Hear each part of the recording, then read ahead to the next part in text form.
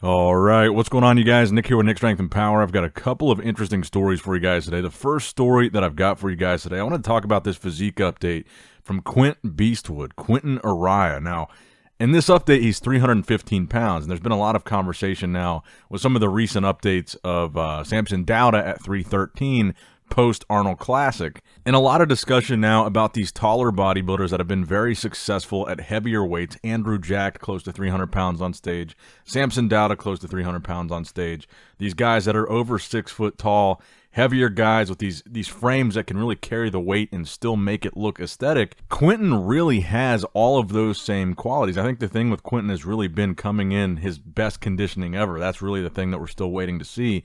But I don't see why Quinton can't be every bit as dangerous as Andrew Jack or Samson Dauda. And I think he's actually significantly younger than both of them. I think he's like a whole decade younger than Andrew Jack. I think Andrew Jack is almost 40. So not only does he have similar size, similar frame to carry that size, in really good shape, he's got time on his side. He's a younger guy, so he's got time to mature that muscle, improve, and really hone his conditioning in. But not only that, he's actually a very complete bodybuilder. He doesn't have like any glaring weak points. He's pretty proportioned. He's pretty well balanced. So it's not like you just have a big, tall bodybuilder. He's actually very well balanced, and I think that's going to be something that really carries him. He kind of reminds me a little bit of a tall version of Keon.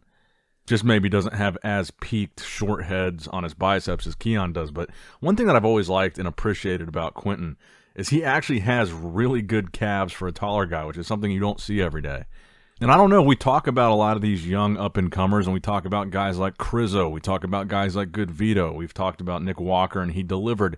We talk about Carlos Thomas Jr., who's making his debut at the New York Pro. And Quinton, he's not really as new, and he's been around for a while, but I really think he's a guy that in the very near future is going to do some serious damage. He's put on a ton of size, and he's carrying it very well. I think if he can come in with good enough conditioning at whatever show he chooses to do, I don't know if he's planning on competing this year or not, but at 315, the guy looks incredible. I mean, totally visible abs, like a complete six-pack, almost an eight-pack. You can still see crazy I wouldn't say crazy separation, but good separation in his legs. I think a little bit softer from the back, but overall, for 315, he looks incredible. And, you know, maybe as I am looking at these back shots, maybe he does need a little bit more density in that mid to lower lat area, but it also could just be this is the off. But overall, he looks great, and I think we're going to see some big things from him in the very near future. Let me know what you guys think in the comment section below about his physique, and what do you think the future holds for bodybuilding in terms of this conversation around the era of the tall bodybuilder? Is that really the case, or is this just kind of a fluke that's happening right now where some tall guys are doing well? Now, next up in the news, let's talk about the Masters Olympia a little bit here. We finally got the announcement of how this overall prize money for the Masters Olympia, the $229,000, is going to be split. And I think there's probably some open bodybuilders that are pretty disappointed with this. First place for open bodybuilding is going to be 20 grand. Second place is 10 grand. Third is 5. Fourth is 3. And fifth is 2. So I think this answers the question a little bit as to why you don't see a lot of really big or recognizable names that committed to the Masters Olympia for open bodybuilding, because honestly, it's very, very low prize money. Now, the $229,000, that would be one thing if that was the prize money for just open bodybuilding. But again, we talked about this going into it. They had to split this amongst 10 divisions, and the way they're splitting it for the others, I'm assuming this applies to everything, this first through fifth with this list here. So for 212, men's physique, classic physique, bikini wellness, figure fitness, women's physique, and women's bodybuilding, for all of those divisions, the prize money will be $10,000 for first, second, $5,000, third, $3,000, fourth, $2,000, and fifth, $1,000. And we've talked about this in the past. Like I said, I think kind of the issue is the Olympia and even the Masters Olympia, they kind of have to have all these divisions because the Olympia is the end-all, be-all, and really, you know, think about all the shows that feed into the Olympia. That's kind of the whole point of a lot of these shows. The competitors want to qualify for the Olympia, so the Olympia kind of has to have all these divisions, and I think that's a weakness for them when trying to promote a new show like the Masters Olympia. I don't think the Masters Olympia should need to have every division. I understand why the regular Olympia does. Like I said, it's what I just said. Basically, all these other pro shows for all these other divisions, people compete primarily to get to the Olympia. There's a lot of shows for some of these other divisions that pay less than 10 grand for first place. So obviously the reason they're doing that show is probably to try to get to the Olympia stage more so than the prize money. So the Olympia does kind of have to have all those divisions. But for Masters, I don't know. I mean, I think you could probably cut like half of those other divisions, to be completely honest. Bump up the prize money for Men's Open, since that's what most people are going to want to see, and that's what most people are going to buy tickets for. That's what most people are going to tune in for the live stream for. I'd say cut half those other divisions, bump up the Men's Open prize money, try to get a better grouping of guys. And again, no disrespect to the people that have already committed to competing in the Masters Olympia Open. I want to make that clear. I mean, you look at this lineup and you've got a pretty diverse group of guys, which is good. It's going to be competitive, even though they're not as big of names. These guys are over 40. These guys are getting on stage, some of them getting back on stage for the first time in a long time. And that's cool. That's commendable. We like to see that. So I want to, give them all their props and give them all their respect. But I would be remiss to not acknowledge that this lineup doesn't have a whole lot of recognizable names, and that was evident from the video I did about the initial release of this list.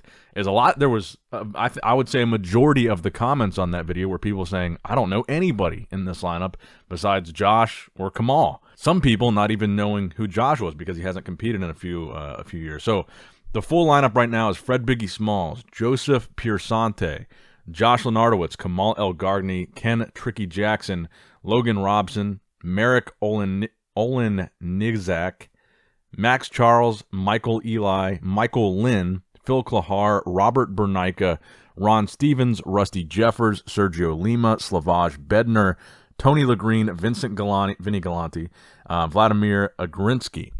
So I would say realistically, the top four here is going to be Josh Lenardowitz, Kamal, Max Charles, and Phil Klahar. And I think realistically, that's going to be a very clear top four, probably the first call out. And even me looking at this, I've probably watched 1,000 bodybuilding shows or more, the entire show since I've started this channel. I've seen quite a few shows. I've seen quite a few competitors. I don't recognize the names. Probably half this list are names that I don't even think I've seen before. So I do think it's fair to say this isn't the most, this isn't the deepest lineup. It's not the most prestigious, I would say. And I think the reason for that is this prize money. And look, I'm not saying they have to go crazy with it. I'm not saying they even have to match the Open Olympia prize money. That would be ridiculous because obviously the Masters Olympia is probably never going to match the Open Olympia in terms of notoriety or ticket sales or pay-per-view sales, unless you did have like a dream team scenario with Jay coming back, Phil coming back. If you had like crazy names like that, and it might do as good as the Open Olympia in terms of sales, but you're never going to see that unless they boost this prize money. I don't think you would have anybody that's won an Olympia title in the past come back for $20,000 prize money. I think that's why you see here, like I noted when we first talked about this lineup, nobody in this lineup has ever been top 6 at the Olympia, let alone won an Olympia title.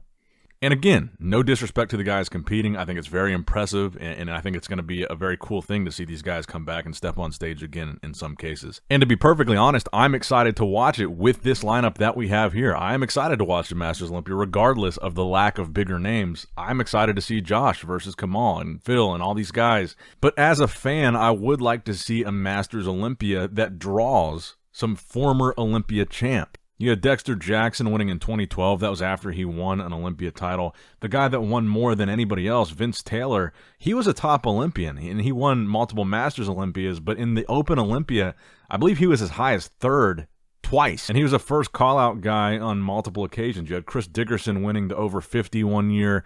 You had Lou Ferrigno competing. You had guys that were really competitive in the Open Olympia doing the Masters, and that's not really so much the case here. And again, in 2012, when Dexter Jackson won, he won $75,000 to win that show.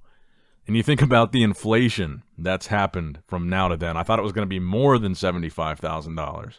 But it's $55,000 less, $20,000 to win it this year. So it makes sense. And again, not to sound ungrateful, I think a lot of fans are appreciative that the Masters Olympia is back and that they're offering any money at all. But I think they're going to have to cut some divisions. I don't think they need to have every division. Like in 2012, they didn't have most of these divisions. And that's why they could offer more prize money. If I'm not mistaken, back in 2012, I think they might have only had bodybuilding, bikini, and maybe female bodybuilding. But in any case, let me know what you guys think about the Masters Olympia lineup and prize money, and are you going to be watching it? Are you going to be tuning in, or are you going to be even attending in person, perhaps? Let me know in the comments down below. Now, next up in the news, Phil Heath finally confirms at least that he's not competing this year, but he says something interesting in this clip as well, that he's going to be getting in shape as if he was competing this summer. Now, the Masters Olympia is in August, and that is technically the summer. And we know that Jay Cutler is going to be there in Romania. Jay's going to be a part of the show to some extent. He's not competing. I'm still convinced that Jay's going to do a guest posing there.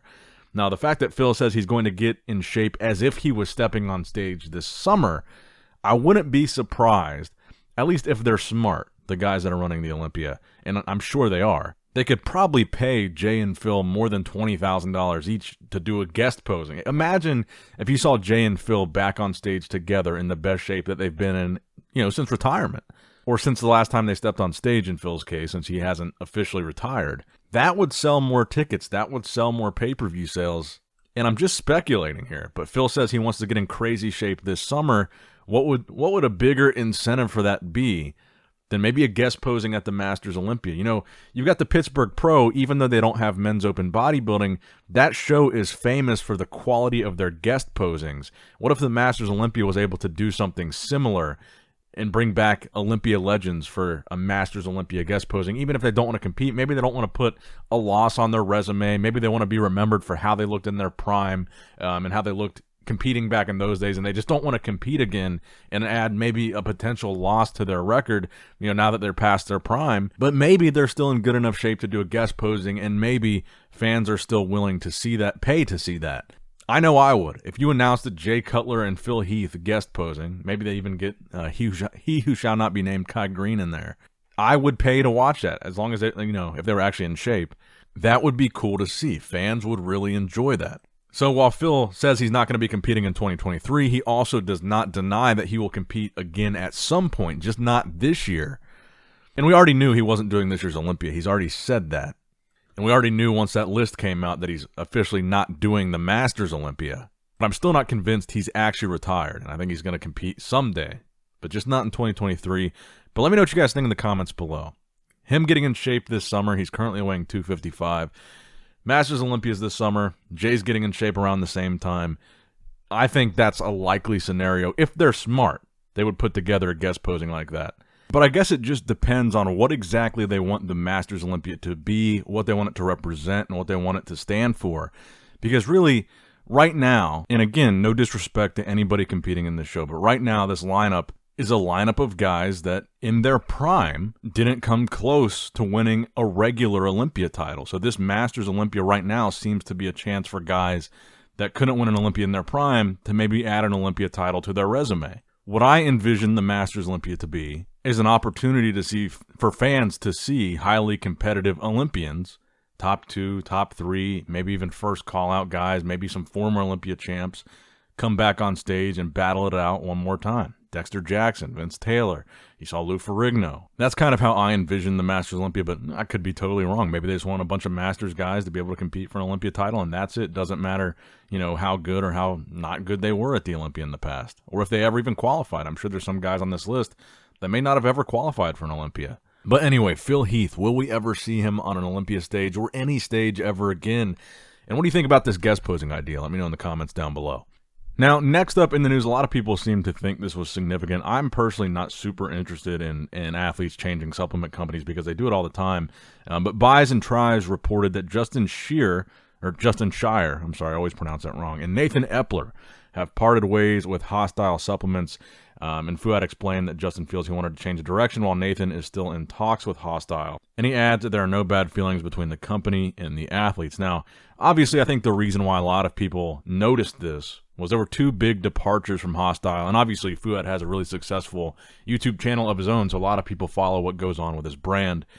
But obviously, the biggest departure recently was Nick Walker, and prior to that, Nathan Daasha. And Hosstile currently sponsors Samson Dauda, one of the most hyped bodybuilders right now. And when he came on to Hosstile, it was touted that he was the highest paid Hosstile athlete ever with his new contract, even higher than Nick Walker. So let me know in the comments below if you think there's any significance to this at all. So the final story that I have for you guys today, I wanted to acknowledge that the Olympia, in addition to walking back their initial statement, the failure statement that was directed at Ian Valliere, and also Steve Kuclo, James Hollingshead, and Antoine Vaillant. If you don't know what I'm talking about, essentially they put up a post advertising a video where they discuss in the video whether or not these guys are Olympia threats, and essentially the caption said, are these guys failures or promises? And they had a thumbnail that essentially referred to them as busts, in addition to the failure comment in the caption. Well, it looks like they've re-released the video with the same premise, different thumbnail, different title, a lot more respectful this time, walking it back even further. The same 4 guys pictured in the thumbnail. The new title saying The Road to the Top 10, picturing Steve Kuclo, Ian Valliere, James Hollingshead, and Antoine Vaillant. The new caption reading, Ian Valliere, James Hollingshead, Antoine Vaillant, and Steve Kuclo are on a mission to storm the 2023 Mr. Olympia. The goal for each is to outperform their 2022 placings. The experts analyze what they have to do in order to get there. Watch the video here at the Olympia TV channel. So a much more well-worded post, definitely rewritten to be more respectful. The question for you guys is, do you think they walked it back enough? Or do you think they walked it back a little bit too far, overcompensating with this post? There seemed to be 2 very split camps on this issue. One thinking it was extremely out of line for the Olympia to post something calling an athlete a failure that competed in their competition and continues to compete in their competition. Other people thought too revisionist, too much censorship, and they should be able to say whatever they want. No revisions necessary. Which camp are you in? Let me know in the comments below. Make sure you guys like and subscribe, all that good stuff. That's going to wrap it up for the video, guys. I hope you did, in fact, enjoy it. And as always, I love you guys. I appreciate you guys. Nick Strength and Power signing out.